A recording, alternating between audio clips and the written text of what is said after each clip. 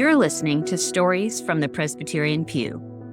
This podcast is a resource of Advocacy from the Presbyterian Pew, a 501c3 nonprofit dedicated to educating lay people in the PCA, the Presbyterian Church in America, about PCA church government and process. On our website, we offer free, self-paced courses to help you understand the Book of Church Order, the BCO. These courses cover how the BCO works in theory, but what does it actually look like in practice? Stories from the Presbyterian Pew gives you an opportunity to hear directly from those who have walked through or observed what happens when the wheels of church process are set in motion. The stories we share are all true and all happened in PCA churches. All names and place names have been changed to protect the identities of the storytellers and others who play a role in their stories. Our goal is to facilitate understanding and awareness. Think of these stories as case studies, embodied and brought alive by the voices of our storytellers.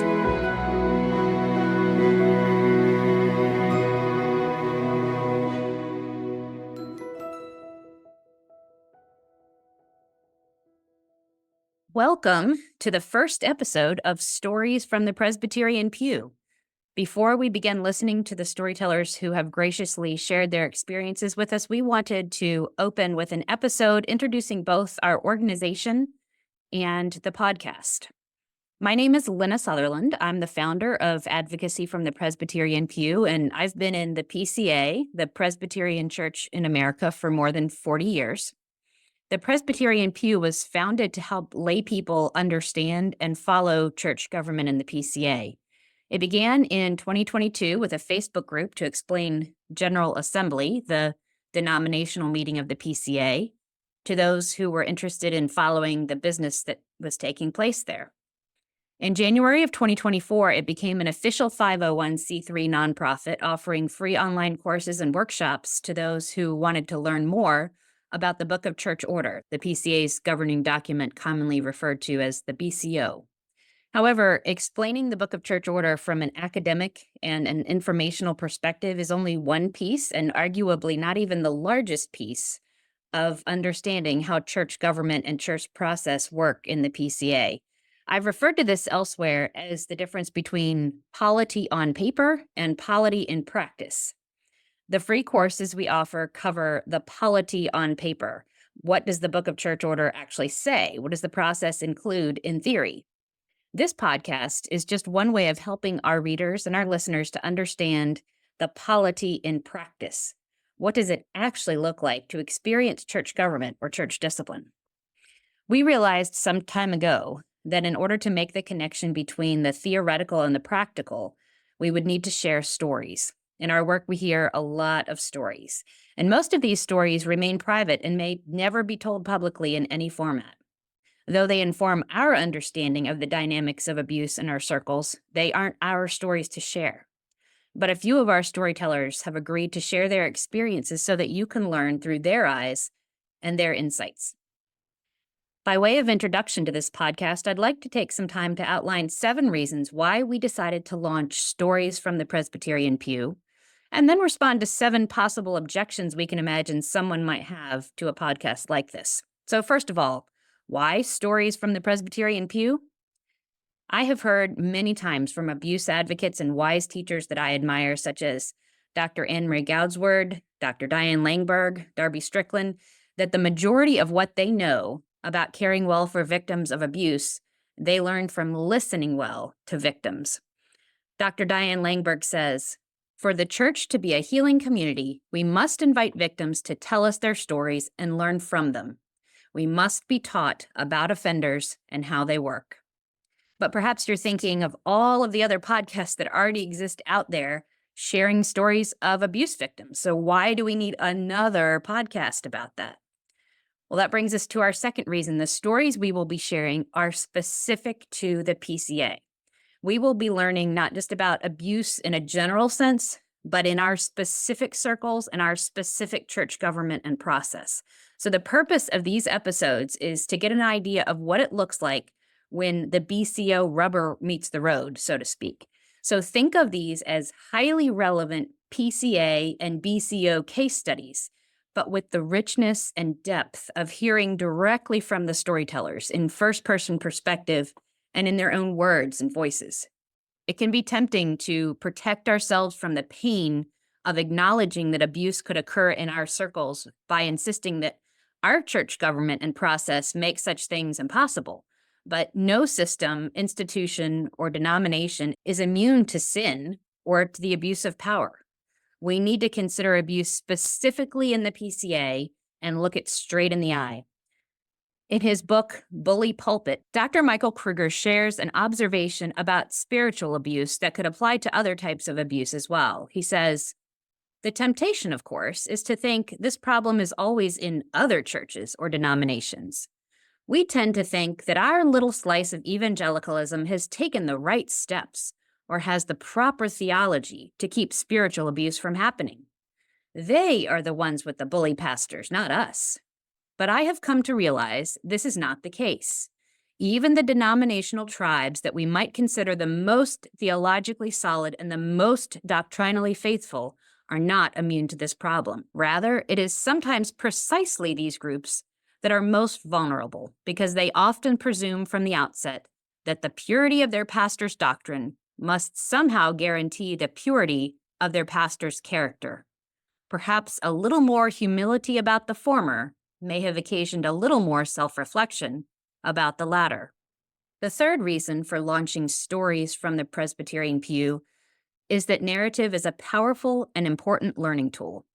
Scripture, especially the Old Testament, is replete with teachings in the form of narrative. Too often we can think about and discuss important topics like abuse in the theoretical, practicing as armchair theologians or polity pundits. But narrative forces us to hear the real person, the real image bearer, behind, or even crushed under, the theory and the polity. Sometimes facts and ideas don't fully make sense until we see them at play in a real-life example. Presbyterian Pew offers free courses on the content of the BCO. This podcast is designed to teach in a different way, in the context of true stories. Fourthly, the PCA is a Reformed, Presbyterian, and complementarian denomination. Because we believe this represents what Scripture teaches, it is incumbent on us to be the most informed and first prepared to understand how abusers can make use of the unique aspects of our church culture and process to harm and oppress. Acknowledging and addressing vulnerabilities doesn't necessarily mean that we have the wrong system or doctrine. It means that evil can twist anything, even good things, for its own purposes. In Bully Pulpit, Dr. Kruger also says, "In my research for this book, I had conversations with pastors, leaders, and parishioners across the country about cases they've witnessed and experienced. These testimonies made me realize I have seen only the tip of the proverbial iceberg. If we want to get to the bottom of the spiritual abuse problem, we need to spot the patterns that are revealed in these cases. One purpose of sharing specifically PCA stories is to enable us to spot specifically PCA patterns of abuse. Predators are everywhere. What are the cracks in our system where they can hide? What aspect of our doctrine or polity are attractive as convenient cover for evil?" The fifth reason for this podcast is that part of facilitating healing from trauma is giving victims space to talk about what happened to them. As Dr. Diane Langberg says, trauma brings silence because it feels like there are no words to adequately describe what happened. Trauma brings emotional darkness and isolation because it feels like no one cares and no one could possibly understand.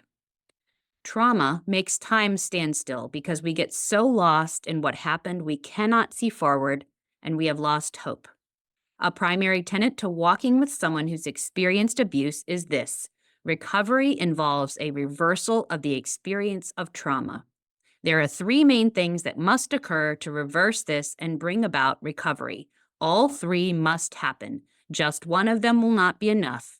The three things are talking, tears, and time. And in another quote, Dr. Langberg shares, "One of the main principles I teach therapists about working with trauma and abuse victims is that everything you do must be a reversal of the dynamics of the trauma. These three things, restoring voice, relationship, and power, are vital. While a podcast cannot replace a trained counselor or a supportive local community, we can play a role in restoring a victim's voice in the context of the church system in which they were harmed and to an audience of listeners who understand the dynamics of our system of church government and process. The sixth reason for this podcast is that we want others to know that they are not alone. As Dr. Kruger shared in his book, the stories we know about are just the tip of the iceberg. For every story shared on this podcast, there will be others who have experienced something similar but don't know how to describe or explain what happened to them. As we heard from Dr. Langberg a moment ago, trauma brings silence because it feels like there are no words to adequately describe what happened. Trauma brings emotional darkness and isolation because it feels like no one cares and no one could possibly understand. We pray that the words of our storytellers give vocabulary to others who are suffering and need to begin to put words to their experiences. We want them to know that they aren't alone and to know that there are places to find listening and help. And finally, the process of church discipline often happens privately behind closed doors, and often for a good reason. Matthew 18 suggests that the first steps of church discipline ought to take place privately for the sake of winning over a straying brother. But this can leave church process shrouded in mystery and intimidating unknown for lay people in the church. In this podcast, our storytellers have graciously offered their stories out in the open so that we can learn from their experiences and understand what might happen behind those doors. Before we address possible objections, I want to say a word about sharing these stories anonymously.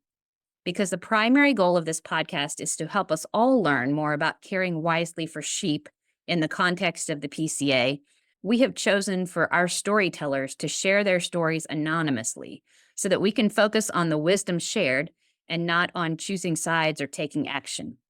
All names and place names have been changed. However, we affirm that there is a time and a place to name abusers and abuse publicly.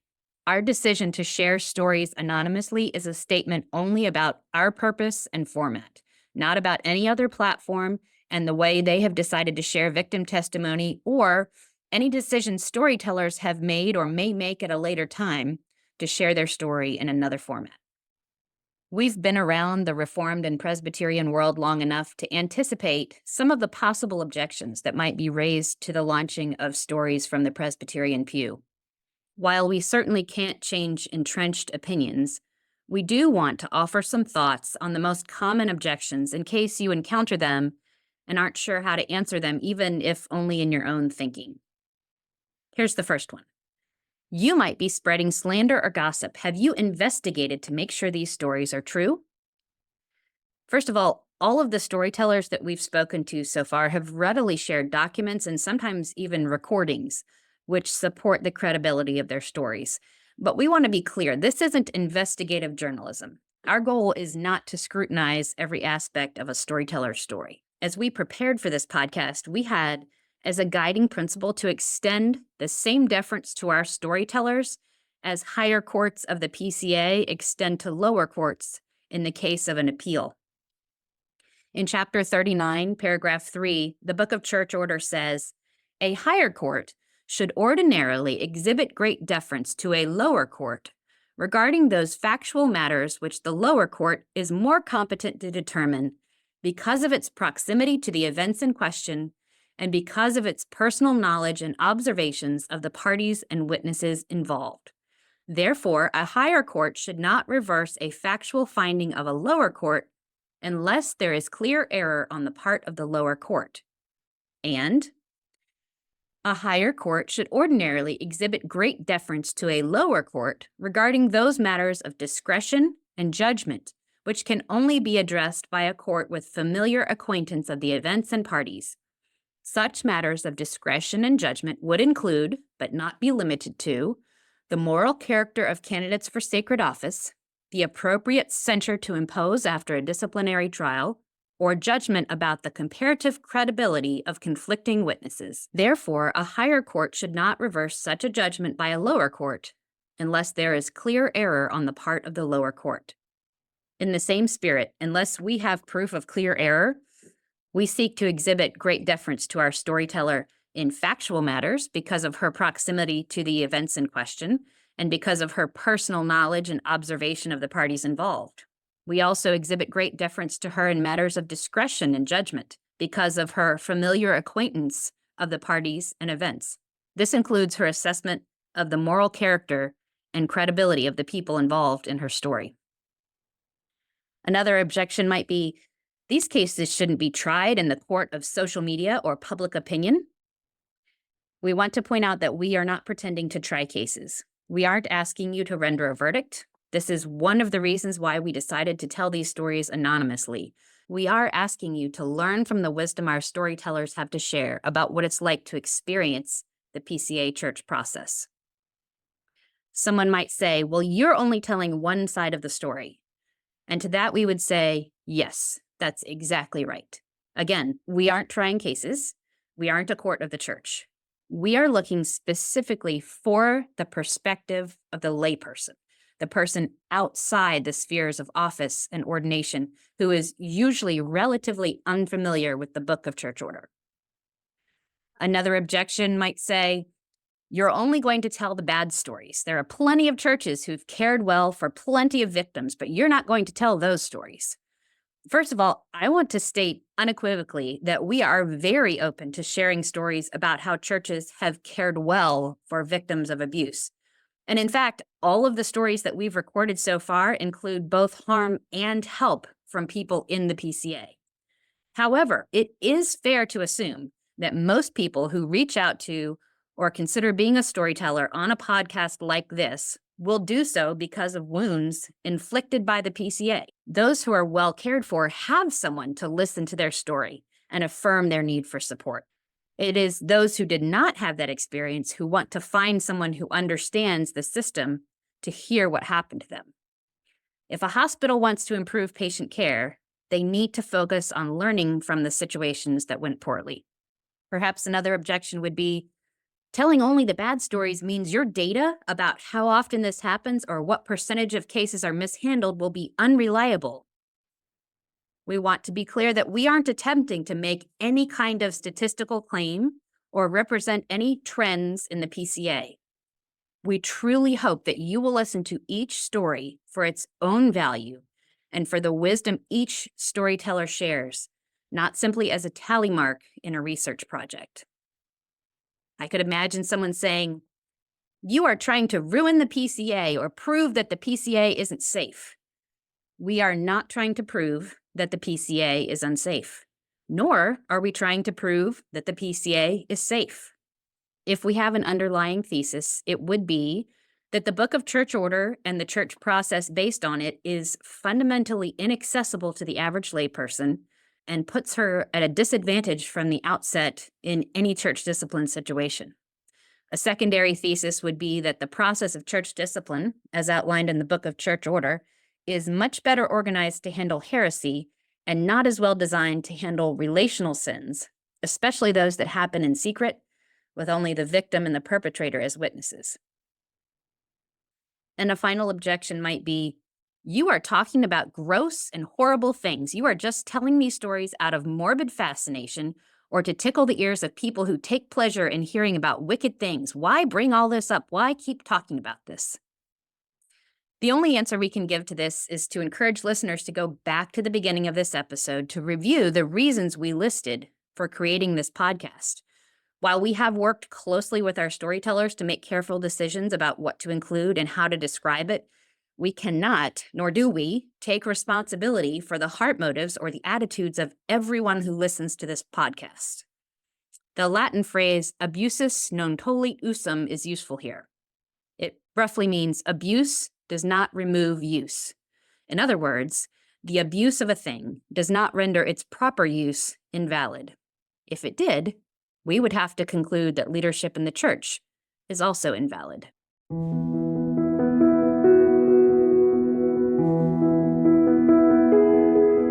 Thank you for listening to today's episode. Stories from the Presbyterian Pew is a resource of advocacy from the Presbyterian Pew a 501c3 nonprofit. We are 100% volunteer run and 100% donor supported. We want to keep this podcast ad-free, but in order to do that, we need the financial support of listeners like you. To make a one-time or recurring contribution, please visit presbyterianpew.org/donate. If you are interested in learning more about the governing document of the PCA, the Book of Church Order, please check out our free self-paced courses at presbyterianpew.org/courses. And if you have a question about PCA church government or something you have experienced in a PCA church, you can reach out through the form on our website at presbyterianpew.org/contact.